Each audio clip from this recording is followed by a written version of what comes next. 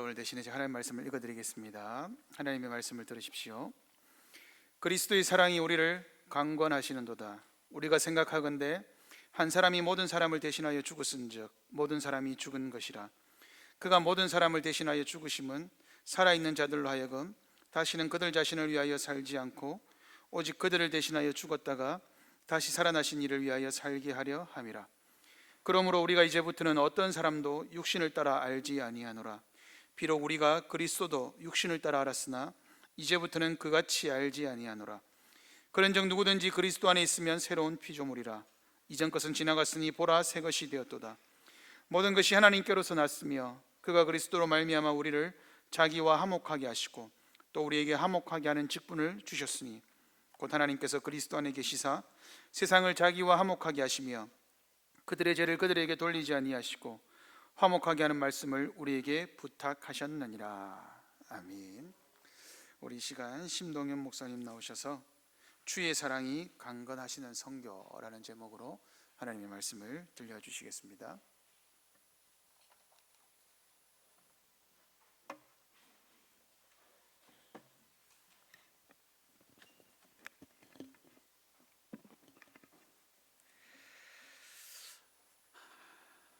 네, 반갑습니다.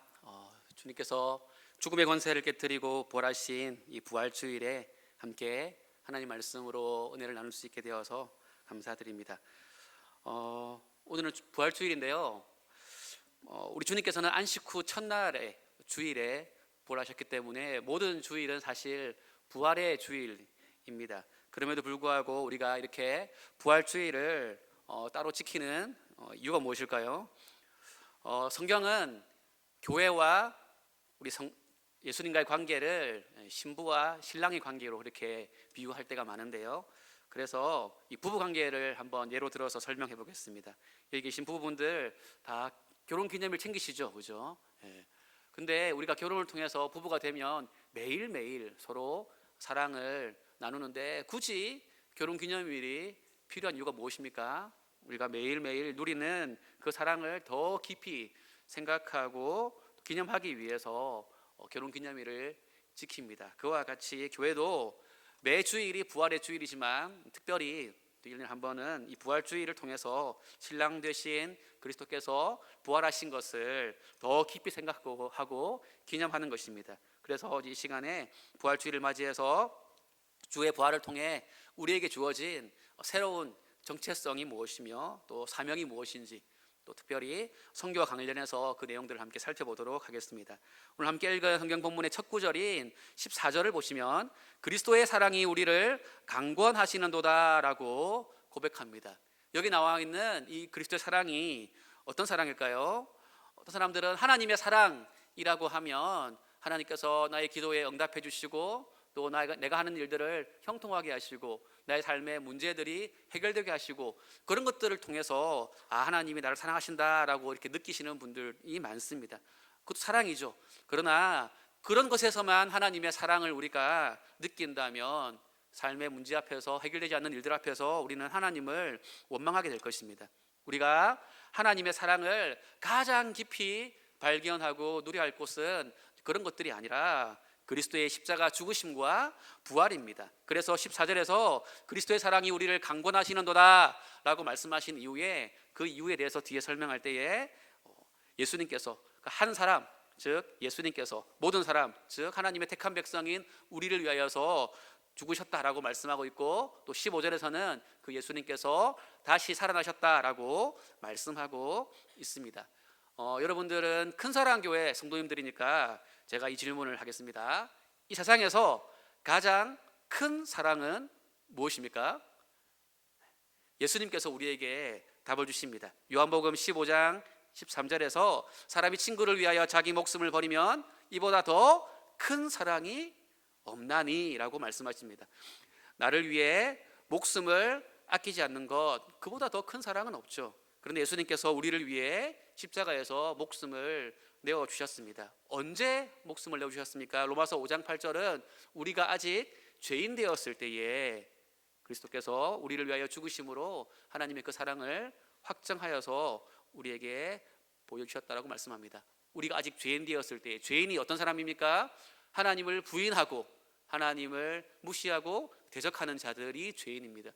그런 죄인들을 위해서 예수님께서 죽으심으로 단번에 우리가 받아야 마땅한 그 영원한 죽음의 형벌을 다 짊어지셨습니다. 그래서 이제는 우리가 그 죽음의 형벌을 받지 아니하고 영원한 생명에 이르게 하셨습니다.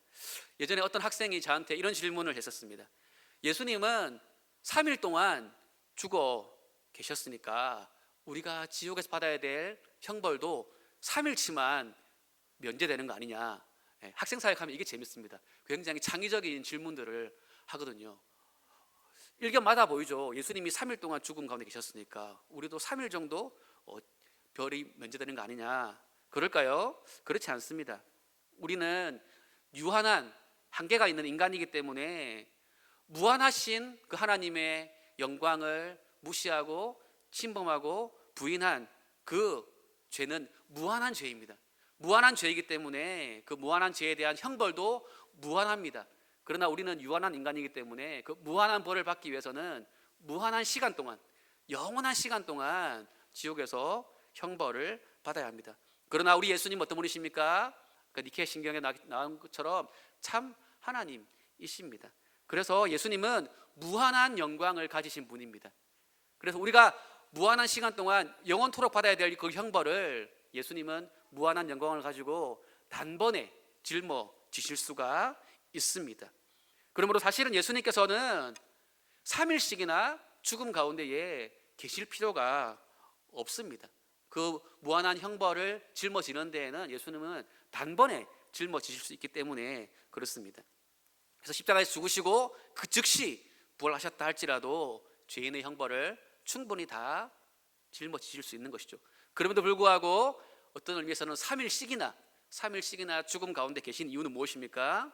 예수님께서 죄인의 자리에 서셔서 우리를 대신하시기 위해 죄인인 우리가 경험했어야 할 그 죽음의 비참함을 친히 경험하시기 위해서 3일씩이나 죽음 가운데에 계셨던 것입니다. 예수님이 십자가 죽으심은 그냥 돈 많은 부자가 파산한 사람의 빚을 갚아주기 위해서 잠시 와가지고 그냥 돈 계산해주고 즉시 가버린 그런 것과는 성격이 다릅니다. 가장 부유하신 예수님께서 영적으로 파산한 우리의 자리에 대신 서셔서 그 고통을 온전하게 감당하신 것이 십자가 죽음이었습니다. 그 고통을 친히 감당하시려고 죽음 가운데에 무려 3일이나 계셨습니다. 그리고 무려 3일이나 죽음 가운데 계신 것을 통해서 우리를 대신하신 그 죽음을 우리가 의심하지 않도록 확실하게 보여주신 것입니다. 그 죽으심을 통해서 우리에 대한 하나님의 사랑을 더 확실하게 증거하여 보여주신 것이죠. 예수님의 죽으심이 또 확실하다라는 것은 예수님의 부활 또한 확실하다라는 것을 보여주기 위한 것이기도 합니다. 예수님의 부활을 부인하기 위해서 예수님의 십자가 죽으심 그 자체를 부인한 자들이 있습니다. 예수님이 십자가에서 잠깐 기절했다가 그냥 깨어난 것을 기독교인들은 부활이다라고 그렇게 생각한다라고 말하는 그런 반론들이 있습니다. 하지만 예수님께서는 3일씩이나 죽음 가운데 계심으로써 예수님이 정말로 죽으셨다라는 것을 친히 보여주심으로 그러한 반론들을 원천적으로 차단하신 것입니다. 이처럼 죄인을 대신하여 죄인을 위하여서 십자가에서 죽으시고 무려 3일이나 죽음 가운데 계셨던 이 십자가 사건은 하나님의 그 큰 사랑을 가장 확실하게 보여주는 증거입니다. 예수님의 부활 또한 하나님의 그 큰 사랑의 증거입니다. 부활을 통해서 사망 권세를 깨뜨리시고 그리스도 안에 있는 우리에게 그 부활에 대한 소망을 품게 해주셨기 때문입니다. 그리고 예수님께서 부활하신 그 모습, 어떻게 부활하셨는가 할 때에 그 부활하신 그 모습 속에도 사실은 하나님의 사랑이 깃들어 있습니다. 요한계시록 5장 6절을 보면 하늘 보좌에 계신 예수님을 묘사하면서 일찍이 죽임을 당한 것 같더라 이렇게 표현하고 있습니다. 십자가 고난의 흔적을 가지고 부활하셨다라는 말씀입니다. 또 예전에 어떤 학생이 저한테 또 이런 질문을 한 적이 있습니다. 예수님은 영광스럽게 부활하셨는데 왜 그 몸에 상처가 있습니까? 고난의 흔적이 남아 있습니까? 영광스럽게 부활했다면 깨끗해야 되는데 왜 있냐라는 것이죠. 여러분, 예수님의 영광은 무엇입니까? 죄인인 자기 백성을 위해 친히 고난 받으시고 죽어주신 그 십자가가 사실은 예수님의 가장 큰 영광입니다. 그래서 예수님은 부활하신 이후에도 그 영광의 상처를 통해서 우리를 향하신 하나님의 사랑이 얼마나 확실한가 깊은가 하는 것을 보여주시는 것입니다.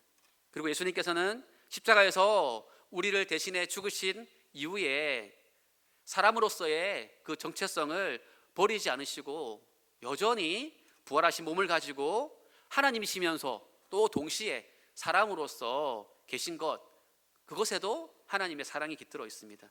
하나님과 우리 사이에 영원한 중보자로서 계시기 위해서 예수님은 여전히 참 하나님이자 참 사람으로서 남아 계시며 재림 때에 부활하신 그 모습 그대로 다시 오실 것입니다.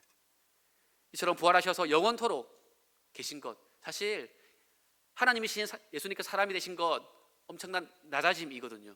그러면 십자가 죽으심 이후에 그 낮아짐을 그냥 벗어버릴 수도 있지만 여전히 우리의 영원한 중보자로서 남아 계시기 위해서 그 부활한 몸을 가지고 계신 것, 거기에도 하나님의 큰 사랑이 담겨 있는 것입니다. 14절에서 말씀하는 그리스도의 사랑이 바로 이러한 십자가와 부활의 사랑입니다. 그런데 14절을 보면 그러한 그리스도의 사랑이 우리를 강권하신다라고 그렇게 말씀하고 있습니다. 이 강권한다라는 말 때문에 뭔가 강제적이고 강요하고 그런 느낌이 들 수 있지만 그런 뜻이 아닙니다.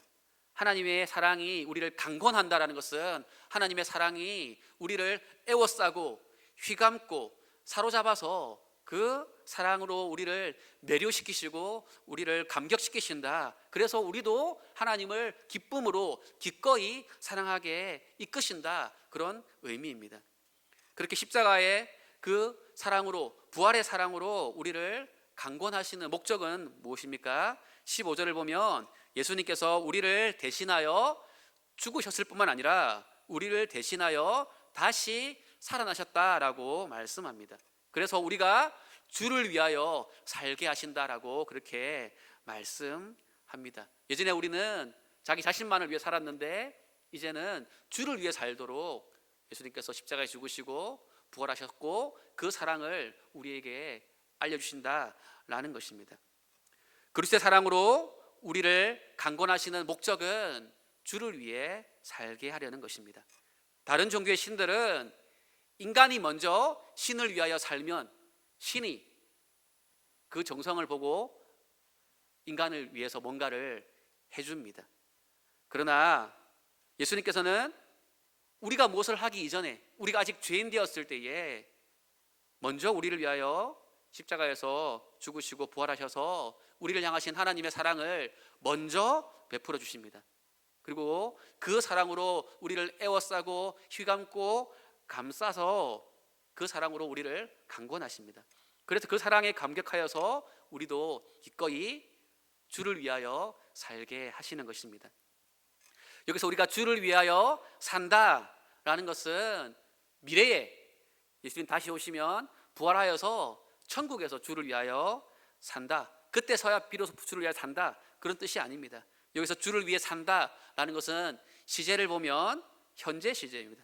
지금 현재부터 그리스도를 위하여 살아가도록 하시려고 예수님께서 십자가에 죽으시고 부활하셨으며 그 사랑으로 우리를 강권하십니다. 예수님의 십자가 죽으심과 부활은 그냥 우리가 죽은 이후에야 천국 들어갈 수 있도록 하기 위한 것이 아니라 지금부터 그리스도 안에 있는 자는 모두가 주를 위하여 살게 하시는 것이죠.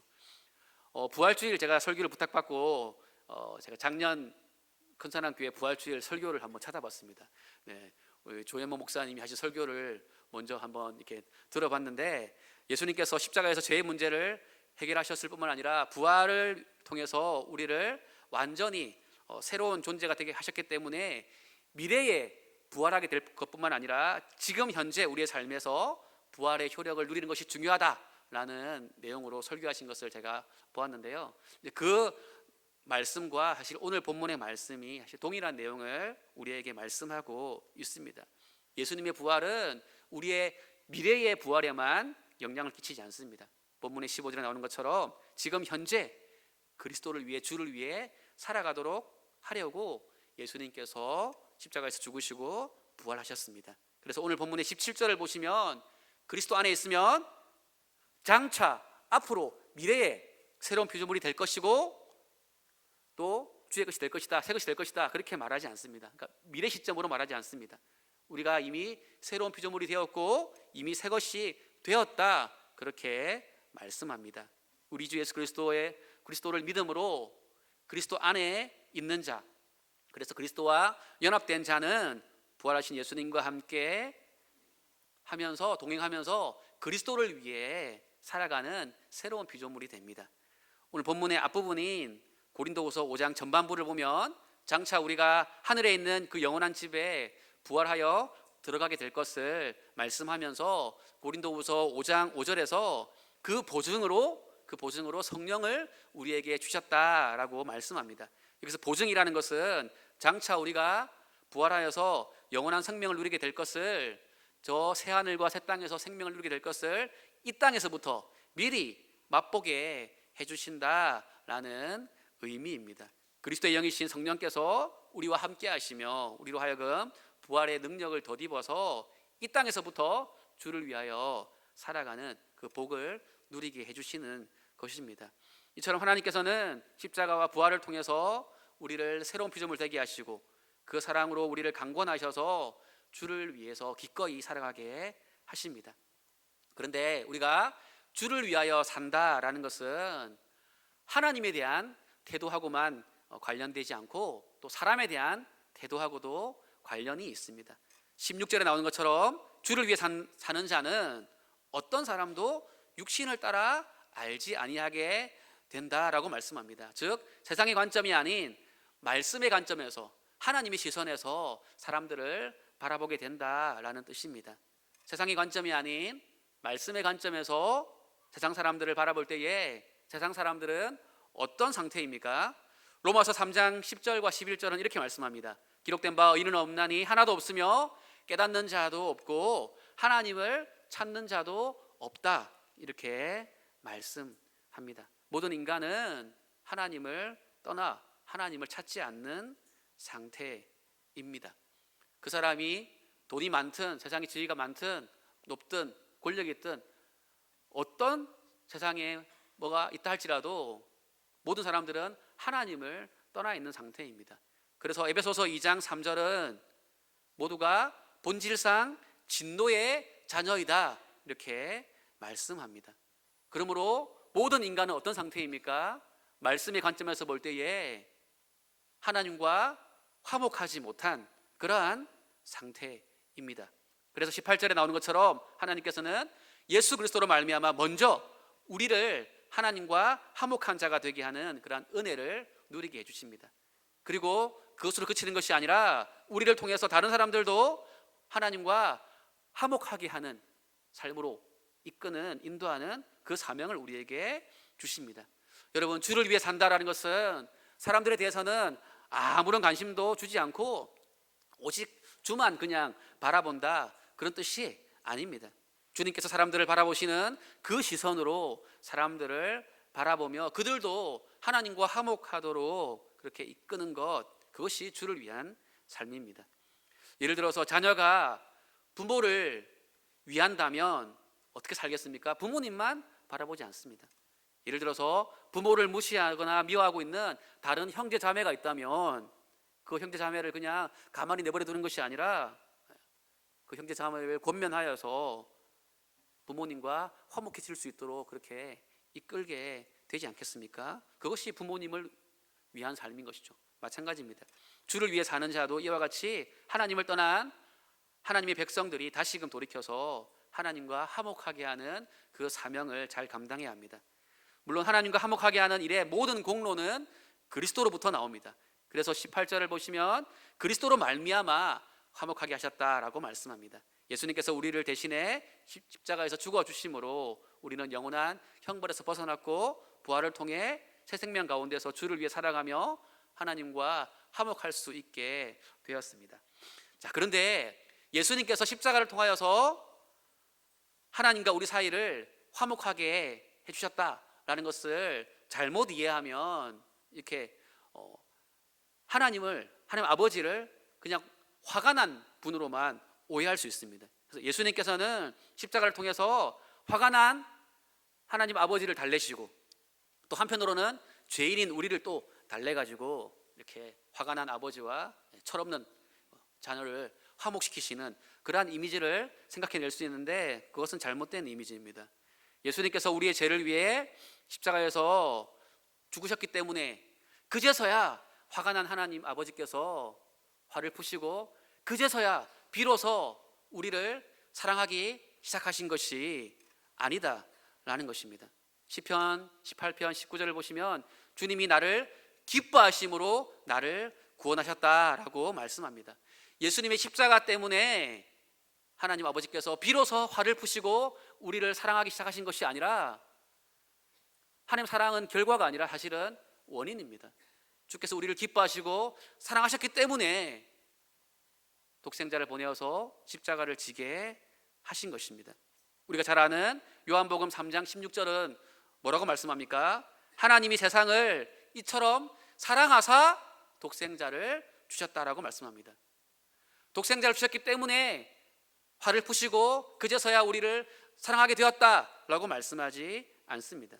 하나님의 사랑이 먼저였고, 그 사랑의 표현과 실행이 바로 예수님이 이 땅에 사람으로 오셔서 십자가에서 우리를 대신하여 죽으시는 그 사건인 것입니다. 에베소서 2장 4절과 5절도 동일한 진리를 말씀합니다. 긍휼이 풍성하신 하나님이 우리를 사랑하신 그 큰 사랑을 인하여, 그 큰 사랑 때문에 허물과 죄로 죽은 우리를 그리스도와 함께 살리셨다라고 말씀합니다. 우리를 사랑하신 하나님의 그 큰 사랑이 모든 일의 원인이고 이유입니다. 예수님께서 하나님과 우리 사이에서 서셔서 진노하고 계신 하나님 아버지의 화를 풀어드리고 죄인인 우리를 감동시키셔서 하나님과 우리 사이가 화목하게, 비로소 그때서야 화목해진 것이 아닙니다. 하나님께서는 사실 영원 전부터 우리를 사랑하셔서 우리를 택하시고 우리를 구원하시기 위한 계획을 세워두셨던 것입니다. 그 결과가 바로 십자가와 부활이며 우리의 믿음인 것입니다. 여러분, 하나님께서 우리를 위하여 행하신 모든 일에는 사랑은 추가된 것이 아닙니다. 하나님 행하시는 모든 일의 시작과 과정과 끝과 결과의 그 모든 것에 하나님의 사랑이 스며들어 있고 깃들어 있습니다. 그 사랑이 우리를 에워싸고 휘감고 이끄십니다. 그래서 우리는 하나님의 사랑이 우리를 강권하신다라고 그렇게 고백할 수밖에 없는 것입니다. 그 사랑이 강권하심 때문에 우리는 주를 위하여 살게 되고, 또 다른 이들도 주를 위해 살도록 이끄는, 화목하게 하는 그 직분을 기꺼이 감당하게 됩니다. 그 화목하게 하는 직분을 국내에서 혹은 같은 문화권에 있는 사람들에게 감당하면서 교회를 세워가는 것을 전도라고 하고, 다른 문화권 혹은 또 해외에서 그 화목하게 하는 직분을 감당하면서 교회를 세워가는 것을 선교라고 합니다. 전도와 선교는 특별한 능력을 가진 사람만이 하는 일이 아닙니다. 하나님의 그 사랑의 강권하심 때문에 그 사랑이 감격하여서 그 사랑을 전하기 위해서 하는 것이 전도이고 또 선교입니다. 그렇다면 하나님의 그 사랑을 전하기 위한 수단은 무엇입니까? 19절을 보시면 화목하게 하는 말씀을 우리에게 부탁하셨다라고 말하고 있습니다. 바로 그 하나님 말씀이 전도와 선교의 수단인 것이죠. 만약 하나님을 모르는 자들을 우리가 지식적으로 설득해야 하거나, 혹은 그들을 위해서 엄청난 희생을 해서 그들을 감동시켜야 하거나, 혹은 우리에게 어떤 힘과 권력을 가지고 그 사람들을 이렇게 굴복시켜서 하나님과 화목하게 만들어라 라고 하신다면 우리는 전도할 수 없고 선교할 수 없습니다. 그런데 감사하게도 하나님께서 십자가와 부활을 통해서 이미 화목을 위한 모든 공로를 이루어 주셨고, 그 귀한 소식을 화목하게 하는 말씀, 이 복음의 말씀에 담아두셔서 그 말씀 자체가 능력이 있기 때문에 우리는 그 말씀을 전파하기만 하면 되도록 하셨습니다. 그래서 부족한 우리들이 전도할 수 있고 또 선교에 동참할 수 있는 것입니다. 물론 하나님의 말씀을 불신자들에게 전하기 위해서는 여러 가지 은사들이 필요합니다. 특별히 선교지에서는 언어와 문화를 익히는 그런 훈련도 필요하고 또 그들을 잘 섬기기 위해서 여러 가지 착한 행실도 필요합니다. 그러나 하나님과 사람 사이를 화목하게 하는 궁극적인 능력은 하나님의 말씀에서 나옵니다. 사실 아까 영상에 보신 것처럼 제가 20대에 선교사로 나가기로 헌신하고 훈련까지 받았지만 나가지 못했던 이유는 제가 저의 능력에 집중했기 때문이었습니다. 가서 내가 언어를 잘 익힐 수 있을까? 새로운 문화를 잘 적응할 수 있을까? 제 자신의 능력에 집중했기 때문에 나가지 못하게 되었던 것이죠.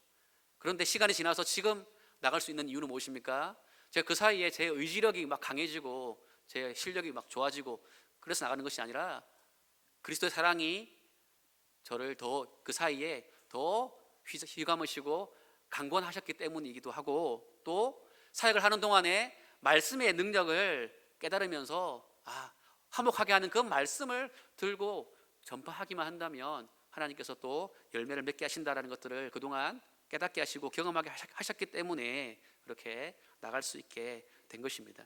여러분들이 선교사님들을 위해서 기도하고 또 물질로 후원하심으로 선교에 동참하시는 이유도 사실 여기에 있습니다. 선교사님들 각자의 또 능력에 대한 재능에 대한 믿음 때문에 기도하고 후원하시는 것이 아니라 화목하게 하시는 그 말씀의 능력을 믿기 때문에 그 말씀을 들고 선교지로 가는 그 선교사님들을 위해서 여러분들이 물질과 기도로 후원하고 동참하시는 것입니다. 전도나 선교에 있어서 또 더 넓게는 주를 위해 헌신하는 모든 일에 있어서 가장 중요한 것은 재능 그 자체가 아닙니다. 이것을 우리는 달란트 비유를 통해서 더 분명하게 알 수 있습니다. 마태복음 25장을 보면 타국에 가면서 종들에게 자기 소유를 맡긴 한 주인이 나옵니다.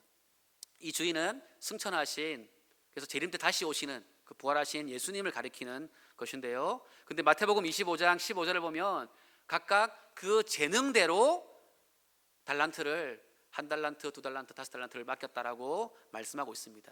그러니까 우리는 달란트 하면 탤런트를 떠올리고 재능을 떠올리지만 사실은 재능이 있고 그 재능에 따라서 맡긴 달란트가 따로 있습니다. 그래서 여기서 이 달란트는 무엇이겠습니까? 재능을 따라 맡기신 사명입니다. 오늘 설교 본문으로 말하자면 화목하게 하는 말씀을 전하는 그 사명이 달란트입니다. 그런데 그 사명의 크기는 재능에 따라서 달라집니다. 그래서 사명을 위해서는 재능은 필요하고 또 중요합니다. 재능이 많을수록 더 많은 사명을 맡기시기 때문에 그렇습니다. 선교에 있어서도 재능이 필요하죠. 그러나 하나님께서는 그 재능으로 우리를 판단하지 않으십니다. 달란트 비유를 보면 5달란트를 받아서 5달란트를 남긴 자와 2달란트를 받아서 또 2달란트를 남긴 자에 대한 그 칭찬이 동일합니다. 그 칭찬은 무엇입니까? 착하고 충성된 종아라는 칭찬이었습니다. 우리 각자의 재능은 다르지만 그 재능을 가지고 착하고 충성되게 선하고 성실하게 섬기기만 한다면 하나님께서는 우리의 헌신을 칭찬해 주십니다. 반면에 1달란트 받은 종은 아무것도 하지 않았기 때문에 악하고 게으른 종이다라는 책망을 받았습니다.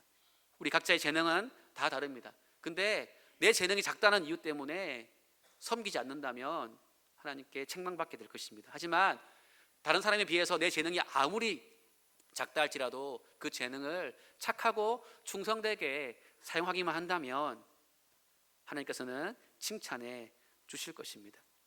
선교에 대해서도 마찬가지죠. 사실 제가 이제 선교지에 가는 이유는 제가 다른 재능이 없기 때문입니다. 다른 재능이 많으면 다른 걸 할 텐데 저는 몸밖에 드릴 것이 없고 하나님의 말씀을 전하는 그 은사밖에 없기 때문에 가는 것이죠. 여러분들은 또 여러분들이 가진 또 물질에 관련된 재능이나 이런 재능들을 가지고 헌신하시는 것이죠. 실제로 저는 이제 물질에 대한 능력은 전혀 없는 것 같아요. 제가 지금 제 인생의 가장 부자이거든요. 통장 잔고에 지금 제 인생에 가장 큰 돈이 있습니다. 필리핀 가야 되니까 초기 정착금으로 여러 가지 비용들이 필요해서 모금을 했는데 감사하게도 많은 분들이 십시일반으로 모금해 주셔서 지금 제가 올해 46인데 만으로 제 평생에 제 이름으로 된 통장에 가장 큰 돈이 지금 들어가 있습니다. 그만큼 제가 돈을 모으는 데에는 재능이 없다는 것이죠. 뭐 재능이 없으면 부모님이나 뭐 집안 도움을 받을 수도 있지만 그것도 없는 것 같아요. 저희 할머니가 돌아가시면서 저희 고향에서 농사하시던 땅을 저에게 유산으로 주셨어요. 제 장손이거든요. 그래서 동현이한테 그 땅을 줘라 하셔서 제가 등기부 등본을 떼어보니까 놀랍게도 다른 사람 이름이 써 있었습니다. 네. 우리 할아버지가 소 한 마리 주고 땅을 하셨다고 했는데 등기를 안 하셨어요. 옛날 어르신들이 그런 절차를 잘 모르셔가지고 등기는 안 하시고 농사만 쭉 지어오셔서 그 땅은 제가 유산을 받을 수가 없는 땅이었습니다. 그러니까 저한테는 이렇게 하나님이 물질을 이렇게 얻는 그런 재능은 안 주신 것 같아요. 그래서 저는 이제 몸을 들여서 섬기시러 갑니다. 근데 여러분들은 수고하고 섬기며 여러분들의 재능으로 또 하나님 주시는 그 물질들을 얻어서 그 재능을 가지고 또 착하고 충성되게 교회를 위해서 또 선교를 위해서 그렇게 사용하시는 것이죠. 각자의 재능을 따라서 섬기시면 된다라는 것입니다. 그렇게 착하고 충성되게 섬긴 자에게 하나님 또한 선물을 주시는데 그 선물은 무엇입니까? 마태복음 25장 21절 23절을 보면 착하고 충성된 종에게 주시는 하나님 선물에 대해서 주인의 즐거움에 참여하라 라고 말씀하십니다. 그것이 가장 큰 선물입니다. 여러분, 제가 선교지를 나가는데 제 친구가 카톡을 보내왔어요. 야, 너 좋겠다, 부럽다. 왜? 라고 물어보니까 너 천국 가면 큰 집에 살겠다 이렇게 말하는 거예요. 제가 주를 위하여 살아가니까 하늘에 상급이 있을 것이고 그 상급은 하늘에서 큰 집이다 라고 생각한 것 같아요. 그 하늘에 가면 큰 집에 사는 게 큰 상급입니까? 그렇지 않습니다. 주인의 즐거움에, 하나님의 즐거움에 참여하는 것, 그것이 가장 큰 선물입니다. 왜 그렇습니까? 소개료 문답 1문을 보면 사람의 제일 되는 목적은 무엇입니까? 라고 질문한 다음에 하나님을 영화롭게 하고 영원토록 하나님을 즐거워하는 것, 그것이 사람의 첫째 되는 목적이다라고 말하고 있습니다. 우리는 하나님을 즐거워하도록 창조된 자들입니다.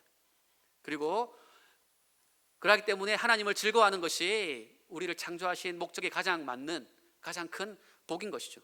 그리고 주인의 즐거움에 참여하라라는 이 선물은 우리를 창조하신 목적에 가장 부합하는 가장 고귀한 선물입니다.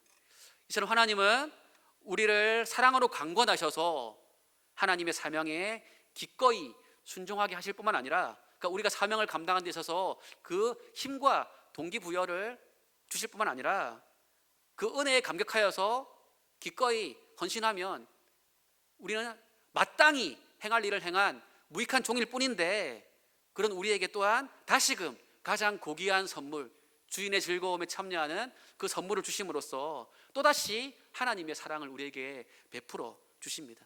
이처럼 하나님 행하시는 모든 일들 가운데는 하나님의 사랑이 깃들어 있는 것이죠. 설교를 마무리하겠습니다. 앞서 말씀드린 것처럼 부부는 결혼기념일을 통해서 사랑을 다시금 확인하고 그 사랑을 가지고 일상 속에서도 서로를 사랑하며 살아갑니다. 그처럼 오늘 우리 부활주일 말씀을 통해서 주님의 그 큰 사랑을 다시금 확인하고 마음에 새기시기를 바랍니다. 그 사랑의 강건하심을 받아 그 사랑에 휩싸이고 사로잡혀서 우리의 일상 속에서도 하나님을 사랑함으로 화목하게 하는 그 말씀을 전파하고 또 그 말씀에 순종하는 착하고 충성된 그러한 삶을 살아가시길 바랍니다. 그래서 우리의 신랑 되시는 주님의 즐거움에 참여하는 그 큰 복을 누리는 우리 큰사랑교회 모든 성도님 되시기를 간절히 소망합니다. 기도하겠습니다.